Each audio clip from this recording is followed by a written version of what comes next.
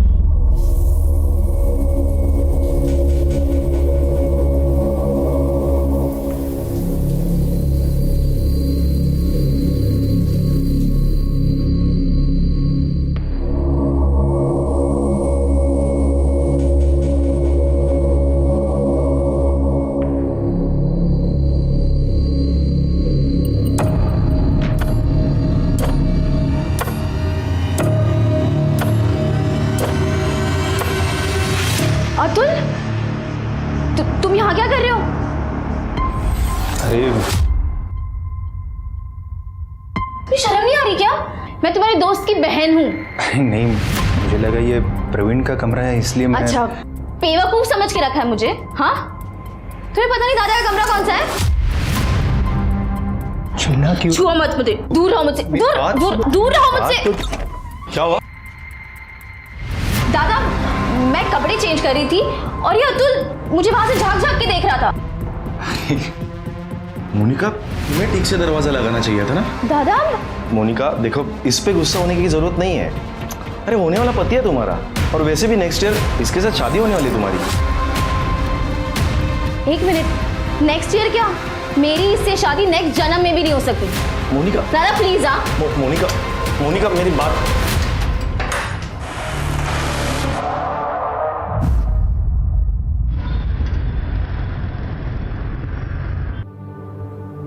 बाबा, ये तो हाँ। अरे अभिजीत, अरे घर का राशन खत्म हो गया है और लाइट का बिल भी नहीं भरा अभी तक। प्लीज थोड़े पैसे दे दो। इससे पैसे ले लेना। इस महीने का सारा खर्चा मैंने इसे पहले से ही दे दिया। क्या? पैसे? वो ना एक्चुअली सारे पैसे मैंने दोस्त के साथ एक स्कीम में इन्वेस्ट कर दिए। क्या? फिर किसी वाहियात काम में पैसे बिगाड़े होंगे तूने। बाबा, आप लोग को कुछ पता है कि ये क्या करती है, कहाँ जाती है? बस अपने दोस्तों के साथ पार्टी और मजे करने में मेरे पैसे बर्बाद करती रहती है। आपके पास कोई हिसाब है? मैं आज के बाद पैसे नहीं देने वाला। अरे लहा नहीं थी, नादानी में गलतियां होती है। तू तो तीसरे मार्गे से लगलस, कुछ कर रही है ना वो। ऐसे में कभी फायदा कभी नुकसान होता है। तू क्या चाहता है? ये नकारी बैठी रहे? ये सिर्फ नुकसान करवा सकती है, और मैं अपने मेहनत के पैसे इस तरह से बर्बाद होते हुए नहीं देख सकता। शोभा, अभिजीत सही बोल रहा है। मुझे बताओ, तुम कब तक कविता की गलतियों पर पर्दा डालती रहोगी? लगता है गांव की पुश्तैनी जमीन बेचकर ही गुजारा करना पड़ेगा अभी। जो करना है कर लो, पर आज के बाद मैं पैसे नहीं देना। अब तो घर जाने को भी डर लगता है। वही चिक चिक अनाप शनाप खर्चे, मेरी थोड़ी बहुत सैलरी भी कम पड़ जाती है। मैं कुछ मदद करूँ क्या? देख मोनिका, तुम अमीर हो, पर मैं इतना भी गरीब नहीं कि तेरे भाई से मदद लूँ। एटलीस्ट मेरी ये खुददारी प्लीज बची रहे। हाँ, लेकिन उस घर से मैं कंटाल गया हूँ। सोचता हूँ कि कहीं दूर चला जाऊँ। अभिजीत, तुम जहाँ भी जाओगे ना, मुझे साथ में लेकर जाओ प्लीज। लेट हो रहा है, हमें निकलना चाहिए ना। ठीक है, चल।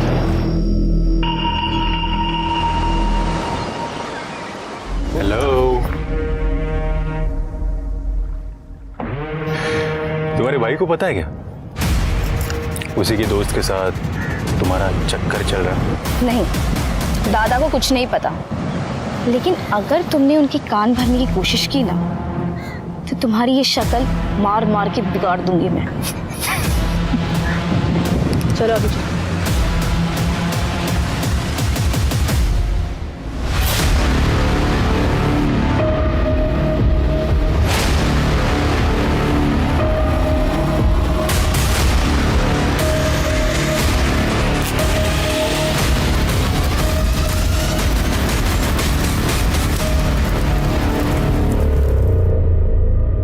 नमस्कार, मैं सोनाली कुलकर्णी क्राइम पेट्रोल सतर्क के इस नए अध्याय में आपका स्वागत करती हूँ। इस दुनिया में अगर किसी चीज को बुरी नजर से बचाकर रखने की सबसे ज्यादा जरूरत है तो वो है प्यार। हम सब अपने रिश्तों में प्यार और भरोसा चाहते हैं। यही चाहत और यकीन कई बार अचानक किसी हादसे का शिकार होकर खत्म हो जाता है और कभी कभी अपने इसी भरोसे के चलते हम खुद भी हादसों को न्योता दे बैठते हैं। इस केस में पुलिस के सामने सबसे बड़ा सवाल यही था कि जिसे पेट्रोल छिड़क कर जला दिया गया वो आखिर कौन था। आज हम एक ऐसा rarest of the rare case लाए हैं जिसमें दर्ज कुदरत का करिश्मा देखने वालों को न सिर्फ हैरान कर देगा बल्कि आप ये सोचने पर भी मजबूर हो जाएंगे कि क्या सचमुच मरने वाले की रूह भी वापस लौटकर अपने लिए इंसाफ की मांग करती है।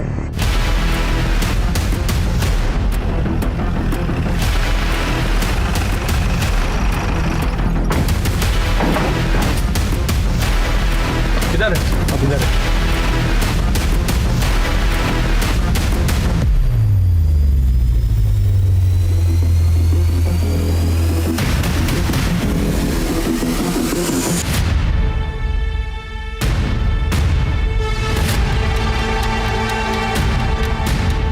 लाश पूरी तरह जल चुकी है। इस तरह तो इसकी पहचान करना मुश्किल हो जाएगा। पेट्रोल की स्मेल आ रही है। कर ले, बगा जरा। सर।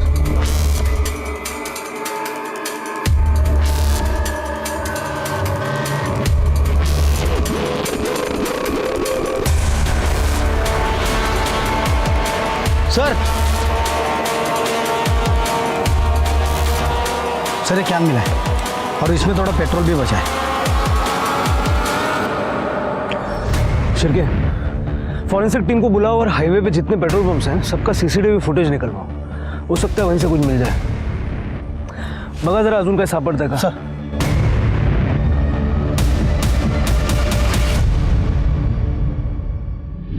सर, क्राइम सीन पे जो पेट्रोल का कैन मिला था और उसके ऊपर जो फिंगरप्रिंट थे सर, हमारे डेटाबेस में किसी से मैच नहीं कर रहे सर। और फॉरेंसिक ने कंफर्म किया है कि वो मेल की बॉडी है।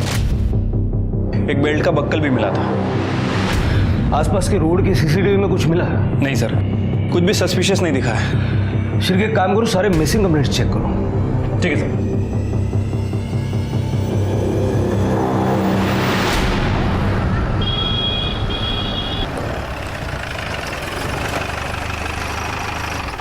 सर, जो डेड बॉडी हमें मिली थी उसकी पीएम रिपोर्ट आ गई सर। सर, उसकी उम्र तकरीबन 25 से 30 साल के आसपास है। सर, उसकी मौत 14 जनवरी को शाम को 4 बजे से 6 बजे के बीच में हुई है और मौत की वजह इलेक्ट्रिक शॉक बताई जा रही है। मतलब पेट्रोल डाल के जलाने से पहले उसकी मौत हो चुकी थी? Right sir. उसके चेहरे पे काफ़ी फ्रैक्चर भी है सर, मतलब वो मुंह के बल गिरा था। लेकिन सर, उसके स्कल पे फ्रैक्चर क्यों है? अगर वो मुंह के बल गिरा था तो उसके सर के पीछे कैसे चोट लगी? और वैसे भी उसकी लाश हमें भारती नगर में मिली, जहाँ इलेक्ट्रिक शॉक लगने जैसा कुछ नहीं है। तो इसका मतलब है कि लाश को डिस्ट्रॉय करने के लिए वहाँ ले जाया गया था। वैसे सर, इस बॉडी की एक किडनी भी गायब है। किडनी स्कैंडल भी हो सकता है। पिछले महीने हमने एक किडनी रैकेट पकड़ा था। काम करो शेखर, लाश के डीएनए सैंपल लेके जितने भी मिसिंग कंप्लेंट्स हैं ना, सबके रिलेटिव्स के डीएनए सैंपल्स लेके मैच करके देखो। हो सकता है इसकी पहचान करने में आसानी हो जाए। लेकिन सर, ऐसे बहुत सारे कंप्लेंट्स हमारे पास है और ये बॉडी उसी में से किसी की है, ये पता लगाने में बहुत टाइम लग जाएगा। लेकिन डीएनए मैच हुए बिना पहचान करना भी मुश्किल होगा। हो सकता है एक और किडनी रैकेट का पर्दाफाश हो जाए। ठीक है सर।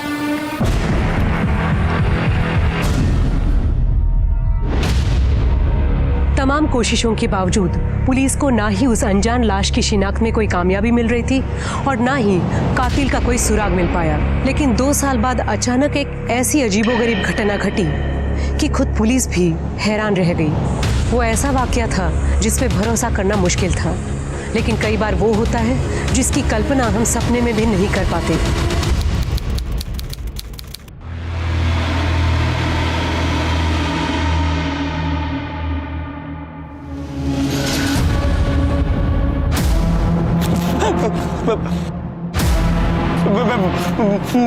मुझे माफ कर दो, मेरा पीछा छोड़ दो। नहीं।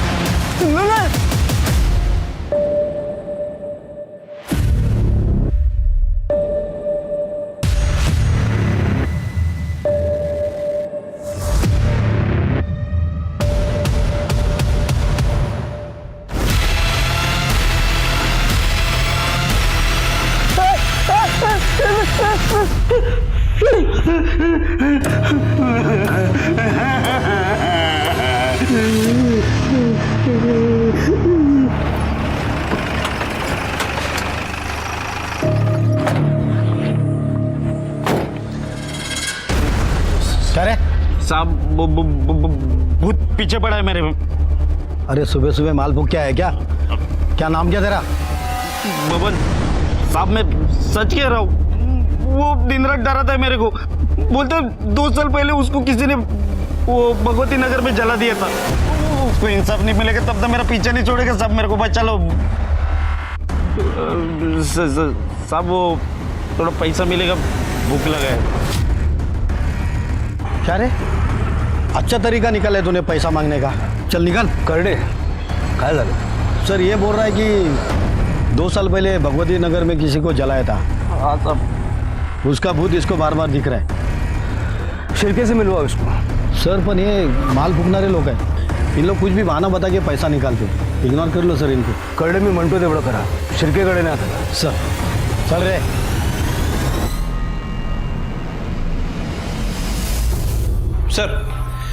सर 2 साल पहले भगवती नगर में कोई जली हुई लाश नहीं मिली थी।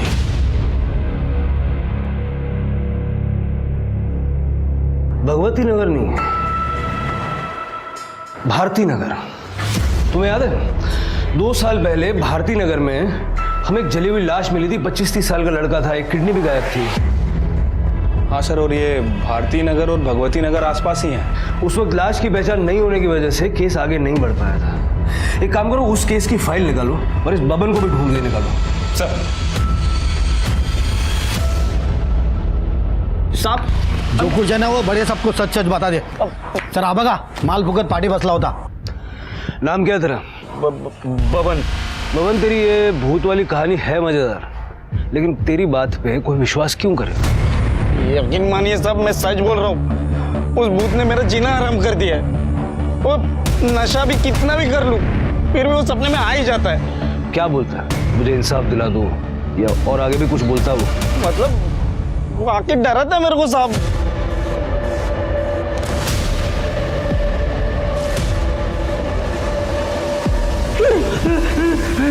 मान लेते हैं तेरी भूत वाली कहानी सच है। कभी उसने कोई नाम बताया, किसने मारा, क्यों मारा, कुछ ऐसा बताया? हाँ साहब, अभिजीत। और कुछ? क्या हुआ, कैसे हुआ? अरे साहब मैं सच बोल रहा हूँ, मेरे को कुछ नहीं मालूम है साहब। मैं आपके हाथ जोड़ता हूँ, मेरे को इस भूत से बचा लो। किसी दिन इसके डर से मैं मर जाऊंगा साहब। ठीक है, अभी निकल, लेकिन इधर उधर भागना मत। ठीक है साहब। इस भवन का भूत उतारना पड़ेगा, जरा नजर रखो इस पे। सर शिरके, 2 साल पहले की मिसिंग कंप्लेंट्स दोबारा चेक करो। उसमें अभिजीत नाम के 25-30 साल के लड़के की कोई कंप्लेंट है क्या, जरा देखो। ठीक है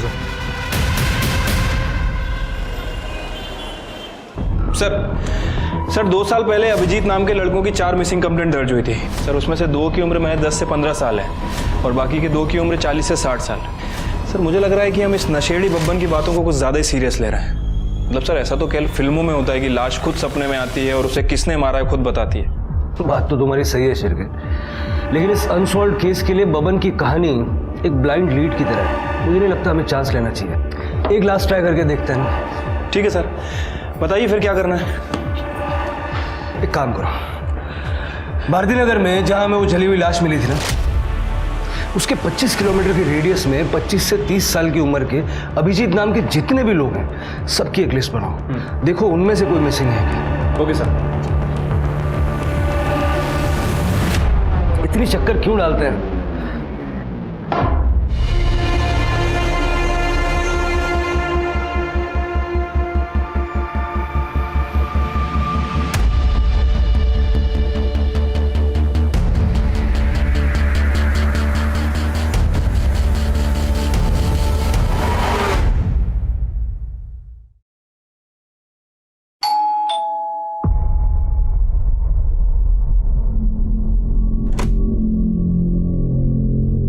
चंद्रकांत यादव का घर यही है।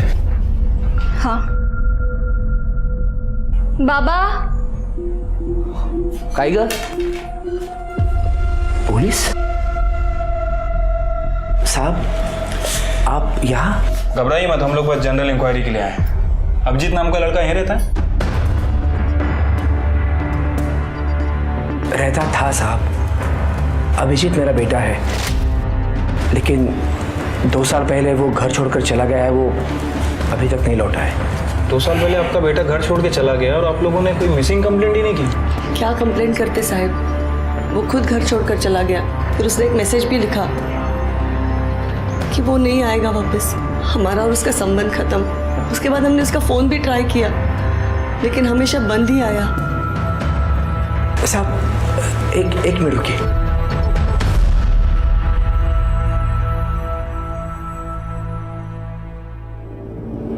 ये देखिए सर, 2 साल पहले उसने ये मैसेज किया था।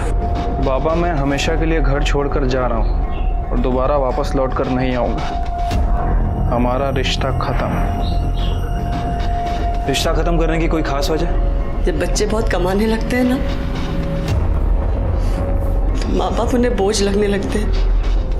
वो हमारी जिम्मेदारी नहीं लेना चाहता था। लेकिन आप ये सब क्यों पूछ रहे हैं? देखिए, 2 साल पहले हमें एक बॉडी मिली थी और हमें शक है कि वो अभिजीत की ही बॉडी है। क्या?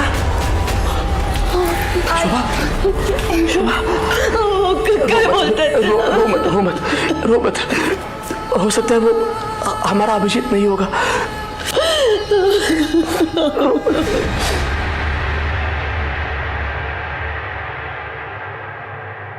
अभिजीत जाधव, श्रीके, जाधव फैमिली का डीएनए सैंपल ले लो। लाश का डीएनए रिपोर्ट तो हमारे पास है ही। अगर ये दोनों सैंपल मैच हो जाते हैं ना, ये गुत्थी सुलझ जाएगी। राइट साहब।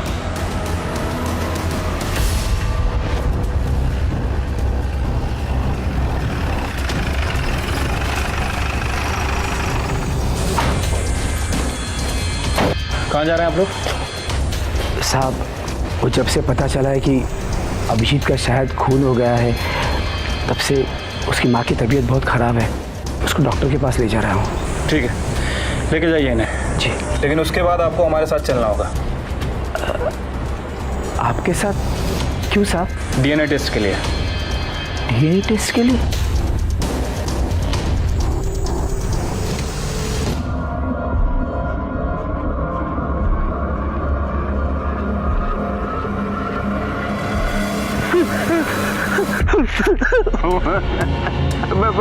मुझे माफ कर दो, मेरा पीछा छोड़ दो।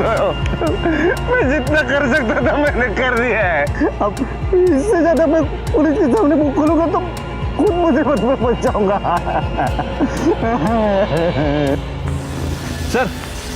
सर डीएनए रिपोर्ट आ गई है सर। जो बॉडी हमें मिली थी उसका डीएनए चंद्रकांत के डीएनए से 50% मैच हुआ है। मतलब सर कंफर्म है कि वो बॉडी चंद्रकांत के बेटे अभिजीत की है। इस बबन का नशा उतारने का टाइम आ गया। मुझे पहले ही डाउट था कि उसने हमें पूरी बात नहीं बताई थी। क्राइम लोकेशन और विक्टिम का नाम किसी को सपने में कैसे आ सकता है? हाँ सर, वैसे डाउट तो मुझे भी था, लेकिन अभी रिपोर्ट कंफर्म होने से डाउट खत्म हो गया। फिर क्या हो ना हो, मुझे लगता है बबन ने ये पूरी घटना अपनी आंखों से देखी है। अभिजीत के घर वालों से पूछताछ करो और बाद में इस बबन को भी उठाओ। ठीक है सर। साहब, हमारी तो पूरी उम्मीद ही खत्म हो गई। अब तक तो ऐसा लगता था कि अभिजीत कभी ना कभी तो घर आ जाएगा। मैं तो उसका 2 साल से इंतजार करता रहा, अभी भी करता था साहब, लेकिन दुर्भाग्य से वो नहीं आया। उसकी मौत की खबर आ गई साहब। हमने ऐसा क्या गुनाह किया था साहब कि भगवान ने ऐसी सजा दी कि हम अपने बेटे का अंतिम संस्कार भी नहीं कर पाए साहब। चंद्रकांत जी, संभालिए अपने आप। देखिए, हमने बॉडी की शिनाख्त करने की बहुत कोशिश की थी। फिर पीएम रिपोर्ट से हमें पता चला कि उस बॉडी की एक किडनी गायब है। तो हमें लगा कि शायद ये कोई किडनी रैकेट का मामला। नहीं साहब, कोई किडनी रैकेट का मामला नहीं था। दरअसल कुछ साल पहले मेरी एक किडनी खराब हो गई थी, तो साहब अभिजीत ने उसकी किडनी मुझे देकर मेरी जान बच रही थी सर। अभिजीत की किसी के साथ कोई दुश्मनी, कोई लड़ाई, कोई झगड़ा? हमारा बेटा तो बहुत अच्छा लड़का था, कुड़ी होता तो उसकी किसी के साथ क्या दुश्मनी हो सकती है? चल बैठ नीचे।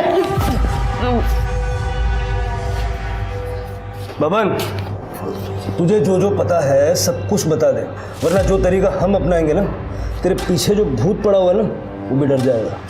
हाँ मैं सच बता रहा हूँ, मेरे को जितना मालूम था मैंने सब बता दिया। जब ये कुछ बताने के लिए तैयार हो जाना, तब इसको मेरे सामने लाना, तब तक इसकी खातिरदारी करो। सर साहब नहीं साहब, नहीं मैं बताता हूँ, सब बताता हूँ साहब। ये वो 2 साल पहले की बात है। मैं वो जंगल में बैठ के माल फूक रहा था साहब। अब मैंने 2 जन को एक लाश को जलाते हुए देख लिया साहब।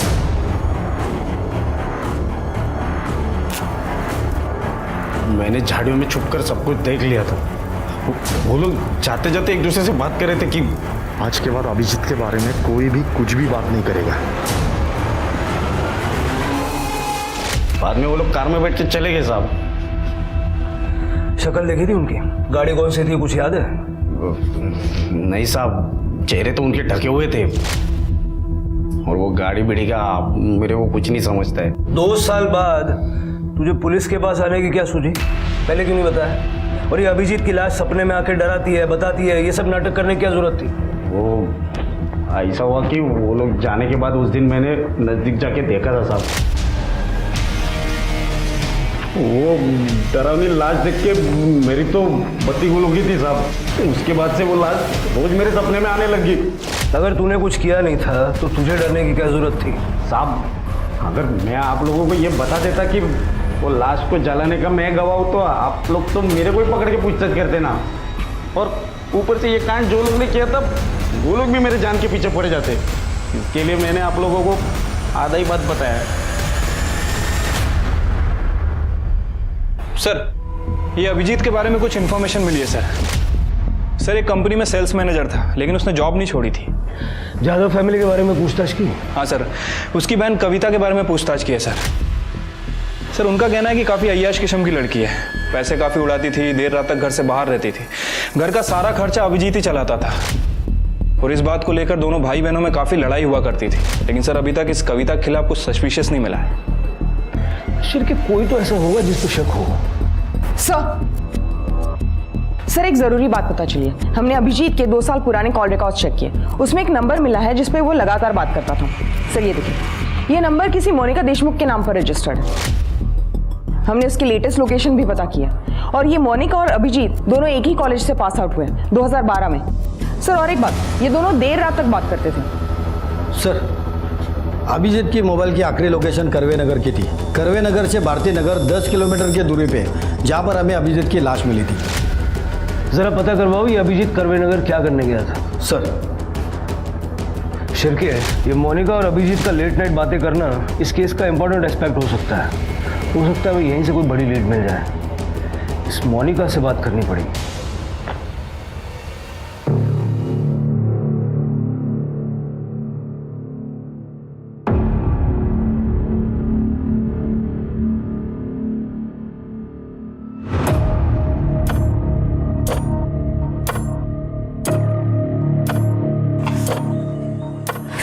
अतुल प्लीज,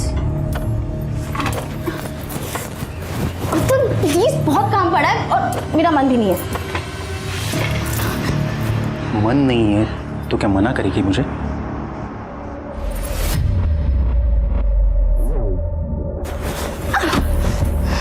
तेरी ये हिम्मत? पति हूं तेरा मैं। कौन? पति। क्यों करते रहते हो अतुल रोज रोज?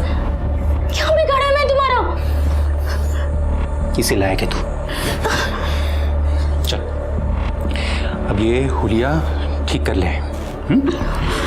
10 मिनट का काम है मेरा, मैं वो काम करके वापस आ रहा हूँ। उसके बाद अगर तू मुझे मेरे बेडरूम में मेरा इंतज़ार करते वक्त नहीं मिली ना, तो तेरा हुलिया नहीं, तेरा ये चेहरा भी बिगाड़ दूंगा मैं।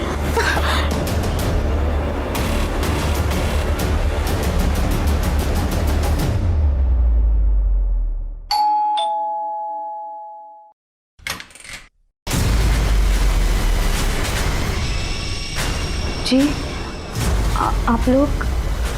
मोनिका, जी कहिए।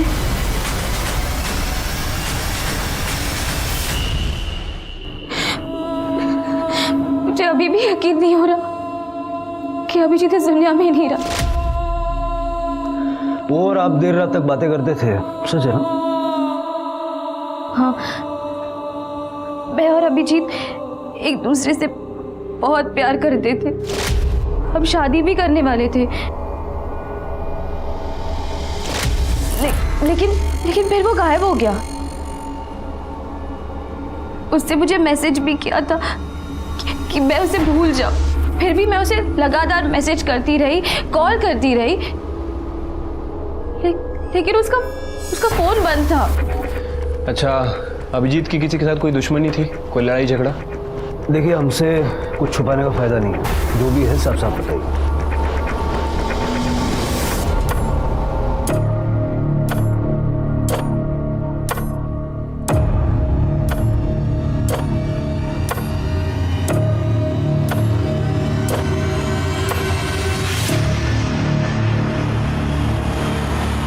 पता नहीं, जो भी है। दादा दादा दादा दादा को दादा शर्म नहीं आती? चुकी नहीं है दादा। एक कहाँ चुकी नहीं है? कहाँ चुकी नहीं है? दोस्त के बहन के साथ गुलछर्रे उड़ाने गलती नहीं है? हाँ? वो समझ नहीं पाया। दोस्त बन के ऐसे दगा दे रहा, शर्म नहीं आती तेरे को? देख प्रवीण, मैं मोनिका से प्यार करता हूँ और मैं उसे कोई धोखा नहीं दे रहा हूँ। मैं मोनिका से शादी करना चाहता हूँ। इसके आगे एक भी वर्ड बोला ना तो इधर किधर जमीन में गाड़ दूंगा, समझा? औकात में रहे अपनी। कम से कम अपना स्टेटस तो देख लिया होता। अमीर लड़की दिखे नहीं, फंसाना शुरू। दादा नहीं, दादा नहीं। हम दोस्त थे इसलिए तेरे को जिंदा छोड़ रहा, समझा? औकात नहीं भूलने का अपनी, समझा? चल चल अंदर, भूलने का नहीं। हाँ,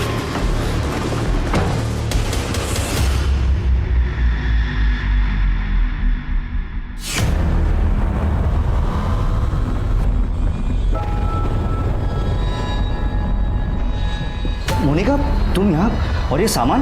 मैंने अपना घर छोड़ दिया है। पर इससे तो प्रवीण और भी नाराज हो जाएगा। अब चाहे जो भी हो जाए अभिजीत, मैं यही रहूंगी। और तुमने मुझसे शादी का प्रॉमिस किया था, उसका क्या हुआ? हाँ मोनिका। देखो अभिजीत, मोनिका, अगर तुम दोनों शादी करना चाहते हो तो कर सकते हो, हमें कोई एतराज नहीं है। हो ना? मोनिका, मोनिका, मोनिका, तुझे अपने घर की इज्जत का जरा भी ख्याल नहीं? चल मेरे साथ। दादा चल मेरे साथ, चल मेरे साथ। मोनिका, मोनिका, मैं इससे अभी नस काट लूंगी। दूर रहो मुझसे। मोनिका, रख दो उसे। मोनिका, बात सुन मेरी, फेंक दे वो चाकू, फेंक देना। तुझे पता है तेरी खुशी के आगे मुझे कुछ नहीं चाहिए। तू जो कहेगी ना वैसे ही होगा। मैं खुद तुम दोनों की शादी करवाऊंगा, ठीक है? प्रॉमिस। रख दे बेटा। खरस दादा, मैं बता नहीं सकती मैं कितनी खुश हूँ। उसके बाद सब ठीक हो गया था। प्रवीण दादा को भी अभिजीत से कोई प्रॉब्लम नहीं थी। वो हमारी शादी भी कराने वाले थे, पर फिर अभिजीत कहीं चला गया। लेकिन मैंने सपने में भी नहीं सोचा था कि उसका कोई खून कर देगा।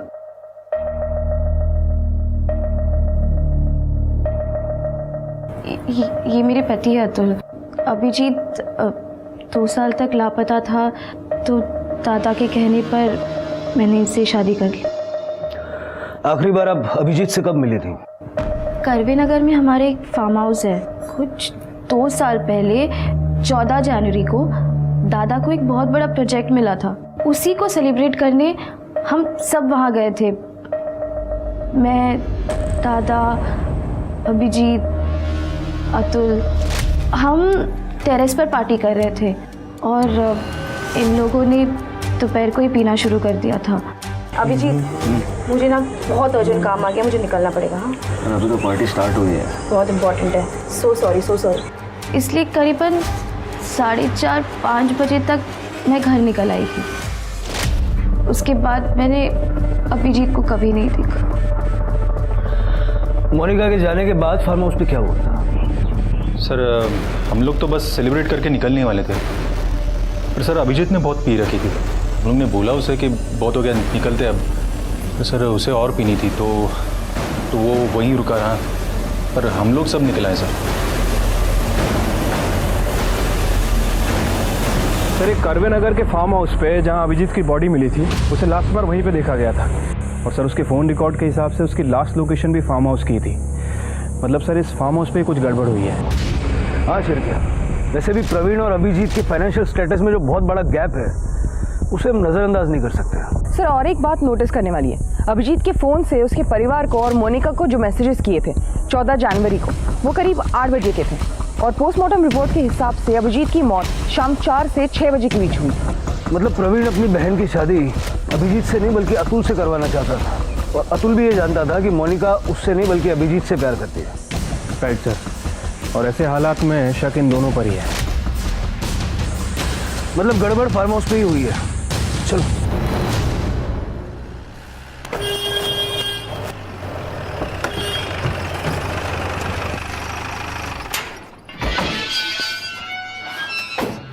देशमुख फैमिली का फार्म हाउस है नहीं? हाँ सब।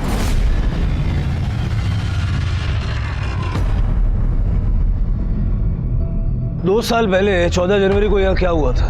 2 साल पहले की बात किसको याद रहेगी साहब? पार्टी हुई थी यहाँ, तुझे याद नहीं है? हाँ वो याद है ना सब, वो पूरा हफ्ता में छुट्टी पर था। 2 साल पहले क्या हुआ था वो याद नहीं है, छुट्टी पे था ये याद है। हाँ सब, वो मेरी बेटी की शादी थी ना तभी। प्रवीण लास्ट टाइम कब आए थे यहाँ? वही 2 साल पहले साहब, वो आए और बोले फार्म हाउस बंद कर दो, उसके बाद से तो कोई नहीं आया सर। हाँ पर मुझे मेरी चौकीदारी की पगार मिल जाती है सर। तलाशी लेनी है मैं यहाँ की। हाँ साहब लीजिए ना। बगा सगळीकडे।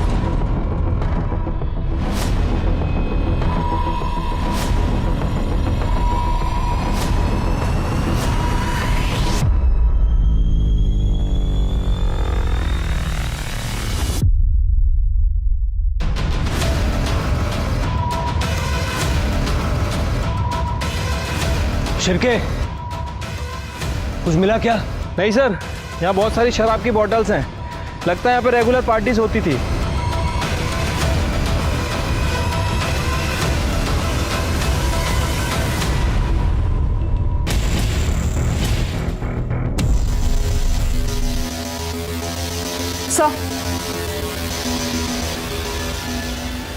सर ये आईडी कार्ड मिला है इस पर्स में। अभिजीत जाधव?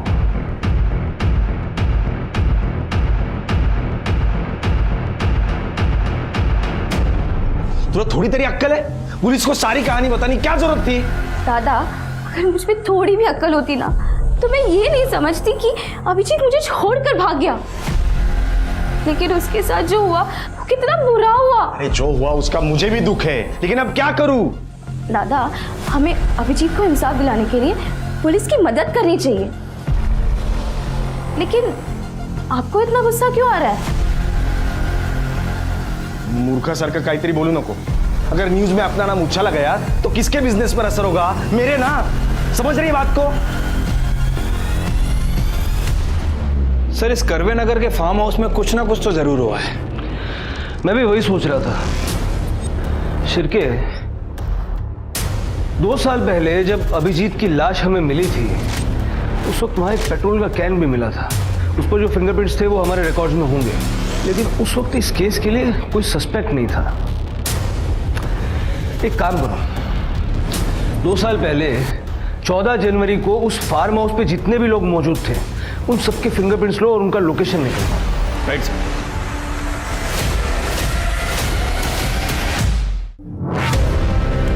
सर। अभिजीत हमारा दोस्त था सर।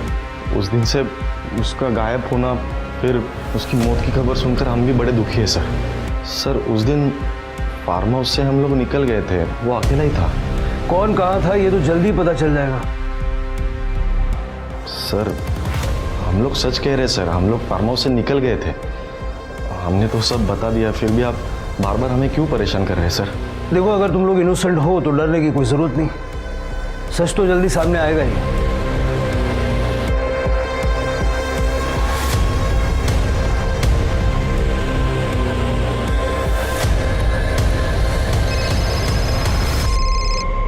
आज के सर फिंगरप्रिंट रिपोर्ट आ गई है। सर पेट्रोल के डब्बे पे जो फिंगरप्रिंट मिले थे वो प्रवीण और अतुल से मैच हो रहा है। मतलब खून इन्हीं दोनों ने किया है। Right sir. 14 जनवरी 2017 उस दिन के तुम दोनों के मोबाइल लोकेशन निकाले हमने। कहाँ के थे पता है? भारती नगर, जहां अभिजीत की लाश को जलाया गया। वहां हमें पेट्रोल का कैन भी मिला था, उस पे तुम दोनों के फिंगरप्रिंट्स हैं। सर हमारा यकीन कीजिए, हमने अभिजीत को नहीं मारा। अपनी बहन की शादी अभिजीत से करवाने का सिर्फ ढोंग कर रहा था। तू चाहता था कि तेरी बहन की शादी अतुल से हो, और आखिर में तुम दोनों ने मिलके अपने मन की हसरत पूरी कर ली। नहीं सर, हम सच कह रहे हैं, हमने अभिजीत को नहीं मारा। सर हम लोग फार्म हाउस से निकल गए थे, वो नशे में तो वहीं पे रुका था। हमने नहीं मारा उसे। झूठ बोल रहा है सर ये, और इसके वॉचमैन ने भी हमसे झूठ बोला था। उस दिन 14 तारीख को वॉचमैन फार्म हाउस पे ही था। उसकी बेटी की शादी तो 10 जनवरी को ही हो गई थी। वॉचमैन ने 14 तारीख को शाम को 7 बजे फार्म हाउस फ़ोन किया था, और उसके बाद ये प्रवीण फार्म हाउस आया था। सर मैं सब कुछ सच बताता। बता जल्दी बता।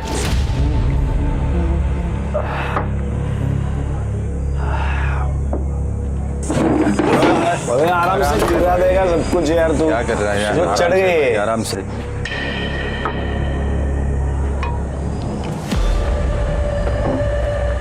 सुनो मैं क्या बोल रहा हूँ? अरे क्या कर रहे हैं यार? अबे ऊपर मत जा अभिजीत। ओपन वायर है, शॉक लग जाएगा। अरे कुछ नहीं होगा यार, आजा। अरे पिया हुआ है, तू उधर मत जा भाई, नीचे आजा। उस शाम हमारी पार्टी ठीक ठाक चल रही थी, लेकिन अचानक तब हमारे क्लाइंट का मुझे कॉल आया। अबे मेहता का फोन है, क्लाइंट अपना। हेलो, हाँ सर। हाँ सर पहुंचता हूँ। ए भाई हम लोग जा रहे हैं, आ रहा है क्या तू? लेकिन वो आने के लिए तैयार ही नहीं था। फिर हम लोग निकल गए। फिर 1-1.5 घंटे के बाद वॉचमैन का मुझे फ़ोन आया। उसने मुझे बोला कि वो अभिजीत ज़मीन पर गिरा है, मर चुका है। फिर हम लोग तुरंत वहाँ पे गए और देखा कि वो जलने की बू आ रही है। मतलब वो ओपन इलेक्ट्रिक वायर का शॉक लगा होगा, ये ऊपर से नीचे गिर गया। हाँ ऐसे ही हुआ होगा ना। मुझे लगता है पुलिस को बोलना पड़ेगा यार। दिमाग तो ठीक है तेरा। इसका और मेरा झगड़ा हुआ था, सबको पता है। पुलिस को पता चलेगा तो सबसे पहले मुझे उठा लेंगे। फिर क्या करें? एक काम करते हैं, इसके बॉडी को ठिकाने लगाते। फिर अतुल और मैं अभिजीत की लाश लेकर कार से भारती नगर गए और वहां पे उसकी बॉडी जला डाली।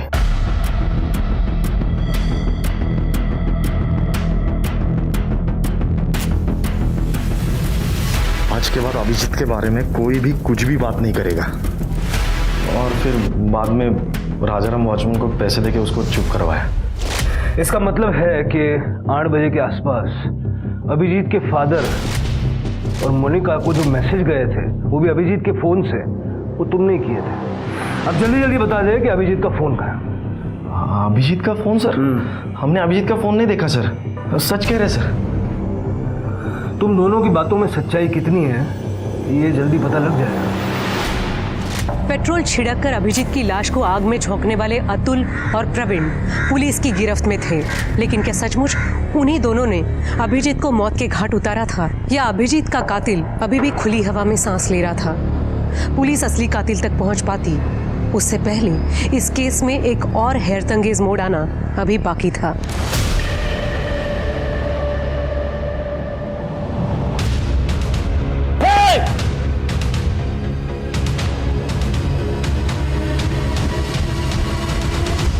सर मैंने कुछ नहीं किया सर। चुपचाप बैठ। सर इस चूहे को बिल से निकाल लिया। ऐसे भाग रहा था जैसे इसे कभी पकड़ ही नहीं पाएंगे। नहीं साहब, मैं भाग नहीं रहा था, मैं एकदम अर्जेंट काम से जा रहा था सर। जा रहा था है? तेरा काम कितना अर्जेंट है अभी पता चल जाएगा।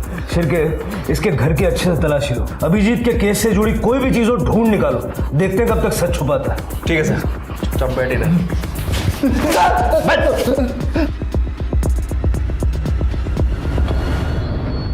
सर, हमने राजाराम के घर की तलाशी ली थी। ये देखिए, 2 साल पुराना वीडियो मिला उसके फोन में। ये वीडियो राजाराम के हाथ कैसे लगा? सर वो तो नहीं पता, लेकिन जब मैंने इस राजाराम का बैंक अकाउंट चेक किया सर, मेरा शक और बढ़ गया। सर ये जो वीडियो वाला आदमी है राजाराम के अकाउंट में हर महीने पैसे ट्रांसफर कर रहा है, जब से हमने अभिजीत का केस ओपन किया है। उठा लो इसे। सर क्या कह रहे हो आप इंस्पेक्टर साहब?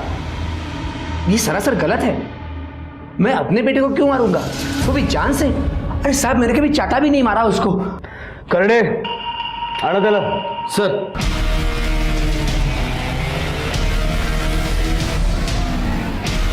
राजाराम, इस राजाराम के अकाउंट में गलती से पैसे चले गए। छिलके दाखिल जरा। ये देखो, ये वीडियो 2 साल पहले 14 जनवरी को शाम के 5:15 बजे करवे नगर के एक फार्म हाउस की। क्या कर रहे थे वहां? मैं कहीं नहीं गया था। अभिजीत को मारते वक्त तो तुमने अपना फोन स्विच ऑफ रखा था, लेकिन जब उसकी लाश को जलाया भारती नगर में, वहां तुम्हारा फोन स्विच ऑन था।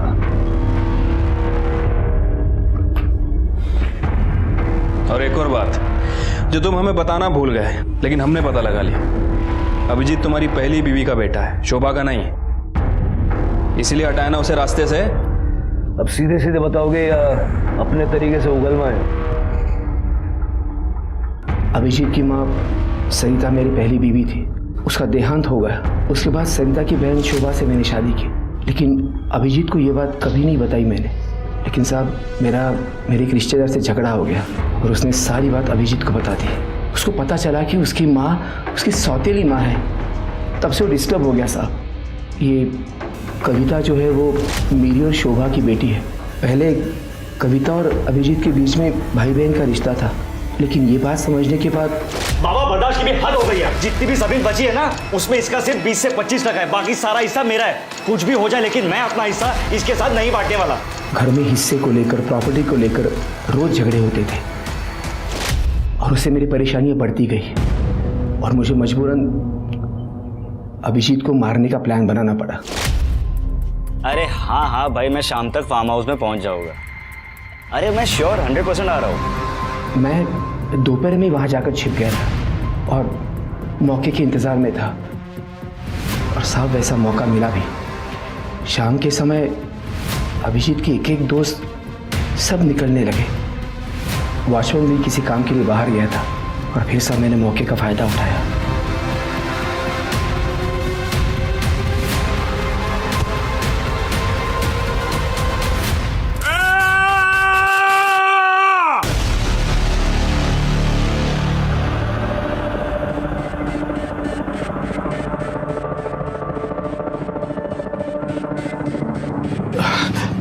देखो, किसी को कुछ मत बोलना। मैं तुमको ना ये पूरा रख लो, लेकिन किसी को बोलना नहीं है। मैंने अभिजीत की जेब से उसका फ़ोन निकाला और वही पास में छिप गया। वहाँ पर अभिजीत के 2 दोस्त हैं। एक काम करते हैं, इसके बॉडी को ठिकाने लगाते हैं। उन्होंने उसकी लाश को गाड़ी में रखा। मैंने स्कूटी से उन दोनों की गाड़ी का पीछा किया और फिर मुझे तसल्ली हो गई कि मेरा प्रॉब्लम हमेशा के लिए सॉल्व हो गया। रात को मैंने अभिजीत के मोबाइल से खुद को और मोनिका को मैसेजेस किए। पिछले 2 साल से मैं राजाराम को पैसे दे रहा था। जिस बेटे ने अपनी किडनी तुम्हें देके तुम्हारी जान बचाई, तुमने उसी की जान ले ली। बाप कहलाने के लायक नहीं हो तुम। जिस तरह की मौत अभिजीत मरा है ना, उससे भी दर्दनाक मौत तुम्हें मिलनी चाहिए। बेटे अभिजीत के खून के आरोप में चंद्रकांत जाधव को कड़ी सजा मिली। सबूत मिटाने के जुर्म में अतुल और प्रवीण को भी जेल की हवा खानी पड़ी। वहीं अभिजीत की निर्मम हत्या के बाद इस बात पर यकीन करना मुश्किल है कि खून का रिश्ता दुनिया में सबसे मजबूत रिश्ता होता है। इसलिए स्वार्थ, अहंकार और बदले की भावना को परे रखकर ऐसे किसी भी अपराध में शामिल होने से पहले एक बार बाद में होने वाले भयंकर परिणामों के बारे में भी जरूर सोचें। अब मैं सोनाली कुलकर्णी आपसे विदा लेती हूँ। कल फिर मिलेंगे क्राइम पेट्रोल सतर्क जस्टिस रिलोडेड में एक नए केस के साथ। तब तक मास्क पहने, सैनिटाइजर का इस्तेमाल करें। अपना और अपने परिवार का ख्याल रखिए। देखते रहिए क्राइम पेट्रोल सतर्क। जय Hind. For more updates, subscribe to our channel, click the show links and enjoy watching the videos.